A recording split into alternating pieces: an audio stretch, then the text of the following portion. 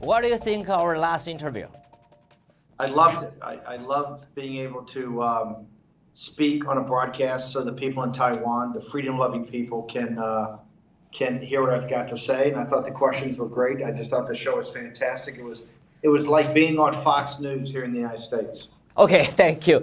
We have received overwhelming responses and support from the viewers around the world, and it might be one of the best rated interviews for the show this year. Well, thank you. I always like to drive ratings for a host like yourself. Thank you. Before we start, can you share with our audiences on your presentation last week at the Committee for Present Danger China? What was the main objective for the presentation? For the first time in history, we went, a group of professionals went to Wall Street and actually in the heart of Manhattan at the famous St. Regis Hotel.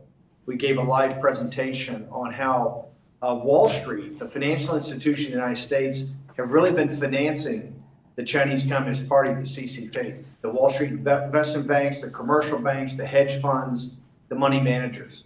And we brought up to them that they have a fiduciary responsibility not to fund the Chinese Communist Party, the CCP, particularly the radical cadre led by President Xi and Hua Xishan. And so we were very adamant. It was a very powerful presentation. We had a packed ballroom.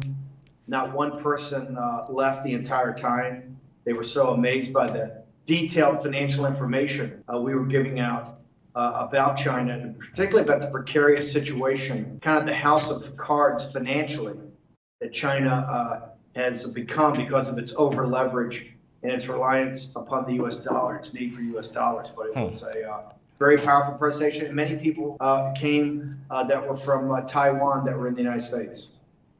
Okay, I watched your previous interview, and you did mention that the Committee on the Present Danger evolved from Russia Cold War, Cuban Missile Crisis, radical jihad, to now with the Communist China. How do you compare China with previous dangers?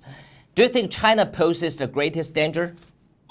China is the greatest existential threat the United States has ever faced. And this is not the Chinese people, the hardworking, decent, good Chinese people, old 100 names, the backbone of Chinese society. This is not even the nation of China. This is this radical cadre that runs the Chinese Communist Party, the CCP. And yes, this is the most existential threat that the United States and, quite frankly, the Western freedom-loving democracies of South Korea, Taiwan, Japan, and Western Europe and Canada have ever faced. Okay, on the 26th, in the exclusive interview with CNBC, both you and Mr. Kyle Bass agree that the best method to counter China in the U.S.-China trade war is to support President Trump. Do you have any advices for those Taiwanese corporations played as a middleman in assisting China to promote communism in China, or even stealing U.S. and Taiwan technologies? Yes, one of the key parts of the negotiation, there are two verticals that play directly and include Taiwanese companies. One is forced technology transfers. The other is intellectual property theft or theft of high technology intellectual property. And I think it's incumbent upon our friends in Taiwan, and particularly companies in Taiwan, to make sure that they're not part of the problem. The United States is coming down very, very hard on this. One thing people should remember, the 3.2% economic growth the United States showed last week, last Friday, over 1% of that, basically 1/3, came from closing the trade deficit with China. And it behooves all of us. It behooves South Korea, our friends and allies in Taiwan, Japan, to unite with the United States and make sure that we bring the CCP in China into the world's economic system and have them stop doing this intellectual property theft. And I think every company in Taiwan would and should support that. Okay. Last week, William Lai met William Brand Christensen, who is the head of the American Institute in Taiwan. Is that a common thing for American government officials to meet all Taiwanese president candidates, or they just select their favorites to meet?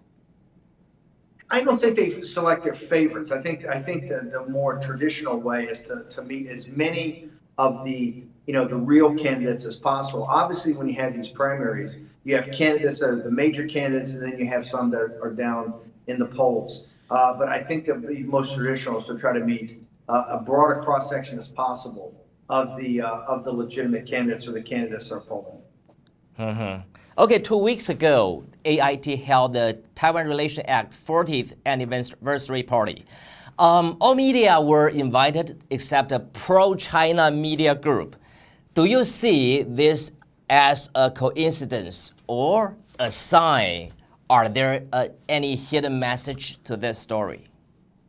Well, I can't speak for the people that put the event on, but, and I've been one of the ones that called, particularly the mainstream media that attacked Donald Trump relentlessly, the opposition party media. But I think it's really most powerful to invite everybody in.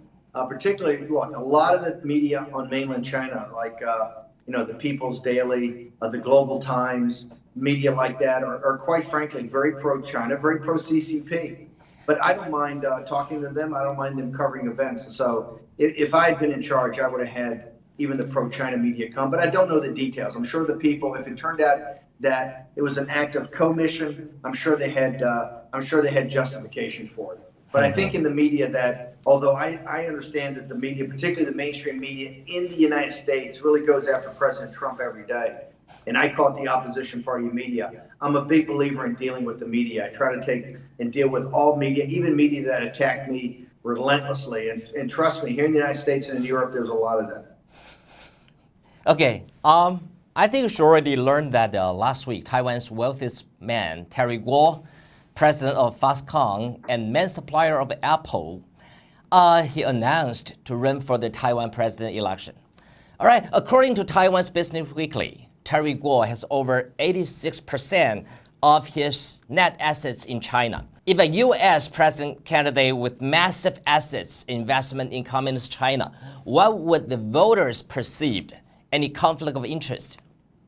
Well, first off, if just even the hint that Donald Trump, and it was totally fake, it was a total hoax, had any economic involvement with the Russians about a potential hotel, and it turned out to be fake news, it was a total hoax. The Democrats and certain people in the United States went absolutely crazy about that. It would be impossible. It would be impossible for a candidate to have that type of percentage, 96% of his wealth tied up in China. If you remember Dennis the other day during the Committee on the Present Danger of China presentation, I personally went after Joe Biden because Joe Biden has his family has a strong and big financial relationship with the Bank of China, which is basically the CCP's bank. The Bank of China gave them $1.5 billion, and I said that has to be fully disclosed.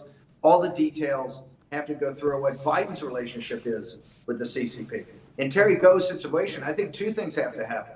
I think there should be full disclosure of what his financial relationship is with mainland China, and particularly his financial relationship with the CCP. And I saw that it looked like Mayor Han might have dropped out of the primary, which really looks like it could pave the way for Terry Go. So I think Terry Go has a lot of explaining to do. Particularly, I think he's got to be very forthcoming on his financial relationships with the CCP. Thank you, Steve. Thanks, brother. Thank you, bro. That was fantastic. Great questions. Okay, thank you. Don't forget, I will be your taxi driver in Taiwan. Thank you. Absolutely. We're going to do that. Let us know. Get us a copy of this. We want to tweet it out here in the States, and let us know how it plays in Taiwan. Okay. Thanks, brother. Thank you, bro.